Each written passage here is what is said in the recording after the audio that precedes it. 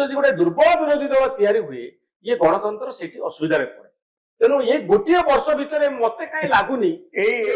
कथा से बीजेडी सरकार जो बहुत मुझे देखी अनेक सांबादिक यही गुड़ तथ्य ग्रहण करने नाराज थे माने बहुत समय आप सरकार को पूरा जिते जय जयगान करके सब लिखुले मुझे बेले भावुली मुझे टिके अंतत टिके चिंता कर 2 मिनिट गोटे गणतांत्रिक देश सरकार गोटे गणतांत्रिक तार आचरण हवा दरकार सरकार जदि पुणी सांबादिक काम हो मीडिया काम हो विरोधी की सब बेले बंचे रखियो विरोधी की जदि आप सी तो सहजे हारीगला सब विरोधी दल सब राज्य जो भी जाए भी आपण अतर्कित आक्रमण सब दिन बीजेडी अतर्कित आक्रमण हो गोटे वर्ष धरी बर्तमान जेते न्यूज बीजेडी यही स्वाधीनता से गोटे कथा आप कहले जे हारी जाइछि बीजेडी जेतेबेले छोट होइछि सार मध्ये नवीन ब्रांड एवं मोदी ब्रांड विषय कथा ले आउ गोटे ब्रांड अछि जो ब्रांड नवीन पटनायक को ब्रांड को कमे दबो कांग्रेस ब्रांड भक्तदास आपन को लागुनी जे 14 जन जेतेबेले विधायक आसीछथि ये जो आपण ए वर्ष के भीतर देखंतु कांग्रेस गोटे डोमिनेट करिछि कोडा काउंटर भारतीय जनता पार्टी को करछि कारण माने परस्पर रो विचारधारा को देखिले ये दुई जन एकदम एंटी पार्टी विरोधी दल आपन को मते लागुछि कांग्रेस रो क्षमता को संकुचित करबा पई कांग्रेस को इनइफेक्टिव करबा पई बिजू जनता दल विरुद्ध रे भारतीय जनता पार्टी जाउ नै जेतिकी बड़ एक्शन हवा कथा जो माने शासन में थिले जो माने मंग संभाळु थिले जो मानक जोगु बहुत गुड़िए ओडिशा रे दुर्नीति हेछि बोली कुआ जाउथिला अनेक ऑफिसर दिल्ली पळेले जो माने बिजू जनता दल रो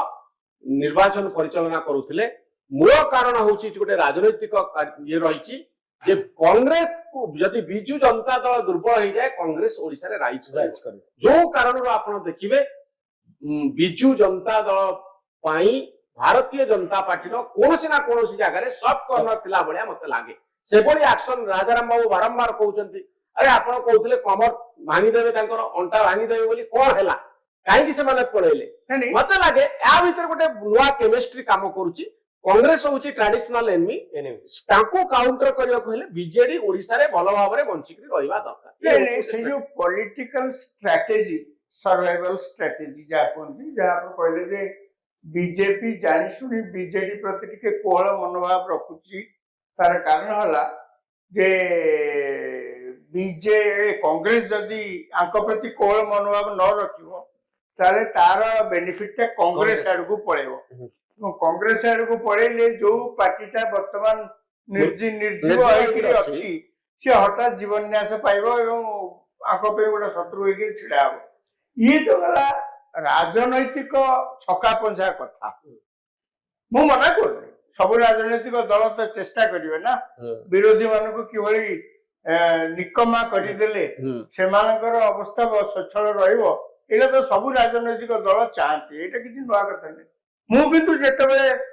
एई दल बाबद रे आलोचना करे मु मध्ये चाहूची जे कांग्रेस दल भी ओडिसा रे गोटे भलो 14 जन था ना कोन हेला वन मैन गोटे कथा रे one man can be A majority one can be A majority 14 न थांतु कि 50 आपनकर थांतु अलगा कथा जड़े हेले भी से मेजॉरिटी ही पाइबो कांग्रेस रे किंतु से जो ताकर कोन क्षमता रे गला पर बहुत दिन रे से क्षमता रे गलेनी तापर आपण कांग्रेस रे देखिबे से जो जोश एबे फेरिची मतलब ना भक्तदास आसला पर केवल गोटे राली फेली जहाँ आप कहते जो महिला सुरक्षा कथा उठे देखो आज्ञा महिला सुरक्षा ये इश्यू डेफिनेटली वर्ष वर्ष धरी सब इम्पैक्ट किछि नाही तो मो लास्ट पॉइंट को आमे जीवा ये जो ब्रांड नवीन जेति की 24 वर्ष धरी नवीन बाबू जो बेस तयारी करथिले पॉलिटिकल प्लेटफॉर्म तयारी करथिले आगामी 1 ईयर भीतर आपण कोन देखुछन आगामी 1 ईयर भीतर नवीन बाबू को तांकर से जो ब्रांड नवीन तयारी हितला अन्य माने टेकाटिक करथिले सी ता धरे कोन तांकर कंट्रीब्यूशन जारे ताकू से अधिक बढ़ाया को पड़िबो एक दुई रे बीजेपी सरकार रे जहा किछि दोष दुर्बलता अछि ताकू ठीक भाबरे लोकन पाखे पहुंचाओ पड़िबो ଯୋଉଥିରେ ସେ ମୋଟେ ଅଭ୍ୟସ୍ତ ନୁହନ୍ତି। ହୁଁ କାହିଁକି ଅଭ୍ୟସ୍ତ ନୁହନ୍ତି? ବିରୋଧୀ ଦଳ ନେତା କେବେ ସେ ହେଇନାହାନ୍ତି। ନାଇଁ ସେଥିପାଇଁ ନୁହେଁ,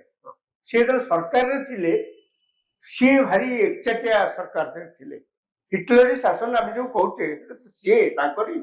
ପାଇଁ ତ କହୁଛେ ନା, ଆଉ କଣ ତାଙ୍କ ମନ୍ତ୍ରୀ କିଏ ତାକୁ ଦେଖିକି କହୁଛେ? ସିଏ ସାମ୍ବାଦିକ ମାନେ କିଛି ଲେଖିପାରିବେନି, ସମସ୍ତେ ତାଙ୍କୁ ଗୁଣଗାନ କରିବେ, ଦଳରେ ସମସ୍ତେ ଗୁଣଗାନ କରିବେ, ବିରୋଧୀ ଦଳରେ ସମସ୍ତେ ଗୁଣଗାନ କରିବେ। ସେ ଗୋଟେ ଏତେ ହିଟଲରୀ ଶାସନ ତାଙ୍କ ଭିତରେ ମୁଣ୍ଡରେ ପଶିଯାଇଥିଲା କ୍ଷମତା ଯେ କୌଣସି ପ୍ରକାର ସମାଲୋଚନାକୁ ସେ ସହ୍ୟ କରୁନଥିଲେ, ସହୁନଥିଲେ ଗୋଟେ। ତେଣୁ ଆପଣ ଯୋଉ କହୁଛନ୍ତି ଆଗାମୀ ବର୍ଷକ ଭିତରେ ଦୋଷ ତ୍ରୁଟି ଶାସକ ଦଳର କାଢି ତାକୁ ଗୋଟେ ପ୍ରସଙ୍ଗ କରି ତାକୁ ସାରା ଓଡିଶାର ଲୋକଙ୍କ ପାଖରେ ପହଞ୍ଚେଇବା, ଏଇଟା ତାଙ୍କ ପାଇଁ କଷ୍ଟ ହବ, କିନ୍ତୁ କରିବାକୁ ପଡିବ। ବ୍ରାଣ୍ଡ ନବୀନକୁ ସୁରକ୍ଷିତ ରଖିବା ପାଇଁ ହେଲେ ଆଗାମୀ ନିର୍ବାଚନ ପାଇଁ ନବୀନ ବାବୁଙ୍କୁ ଆଉ ପାଦେ ଆଗକୁ ଯିବା ପାଇଁ ପଡିବ। ଗୋଟିଏ ବର୍ଷ ଭିତରେ ବିରୋଧୀ ଦଳ ନେତା ଭାବରେ ସେ ଯୋଉ ଦାୟିତ୍ୱ ସମ୍ପାଦନ କରିଛନ୍ତି, ଯଦି ଆପଣ ନିରପେକ୍ଷ ଭାବରେ ତର୍ଜମା କରିଛନ୍ତି ଜଣେ କରନ୍ତି, ତାହେଲେ ଆପଣ ବିରୋଧୀ ଦଳ ନେତାର ଭୂମିକାରେ ପ୍ରକୃତରେ ସେ ନାହାନ୍ତି। ପ୍ରସନ୍ନ ଆଚାର୍ଯ୍ୟ ତାଙ୍କର ଡେପୁଟି ଲିଡର ବିଧାନସଭାରେ ବିଭିନ୍ନ କାରଣରୁ ସେ ଅନୁପସ୍ଥିତ ଥିଲେ। ବହୁତ ଗୁଡେ ଇସ୍ୟୁ ବି ପ୍ରସନ୍ନ ଆଚାର୍ଯ୍ୟ ଉଠେଇଛନ୍ତି, କିନ୍ତୁ ଗୋଟେ ଏଫେକ୍ଟିଭ ବିରୋଧୀ ଦଳ ନେତାଙ୍କର ଆବଶ୍ୟକତା ଆମେ ଅନୁଭବ କରୁଛେ। ଯୋଉଟା ଆଗାମୀ ବର୍ଷେ ପରେ ଗୋଟିଏ ବର୍ଷ ପାଇଁ ଯୋଉ ସମୟ ଆସୁଛି ସେଥିରେ ନିର୍ଦ୍ଧାରିତ କରିବ ଯେ ବିଜୁ ଜନତା ଦଳର ଏଇଗୁଡ଼ା ବି ସେ କଣ କହିବେ ଯେ, ଏଗୁଡ଼ା ତାଙ୍କୁ ଯଦି କହିବାକୁ ବି କହିବ, ତେଣୁ ଯାହା କହିବେ ସେଟା ତାଙ୍କରି ବେଳର କଥା। ତେଣୁ କିନ୍ତୁ ଗଣତନ୍ତ୍ରରେ ସବୁବେଳେ ଆନାଲିସିସ୍ ଚାଲିବ, କଥା ଚାଲିବ, ରାଲି ଚାଲିବ, ସ୍ଲୋଗାନ ଚାଲିବ, ବିକଳ୍ପ ବିଚାର ରହିବ। ଏସବୁ କଥାକୁ ବିରୋଧୀ ଦଳ ନେତା ବ୍ରାଣ୍ଡ ନବୀନ କେମିତି ଆଗକୁ ନେବେ, ଆଉ ଏଇ ବ୍ରାଣ୍ଡ ନବୀନ କେମିତି ସୁରକ୍ଷିତ ରହିବ କି ନାହିଁ, ତାହା ହେଉଛି ସବୁଠାରୁ ବଡ ପ୍ରଶ୍ନ।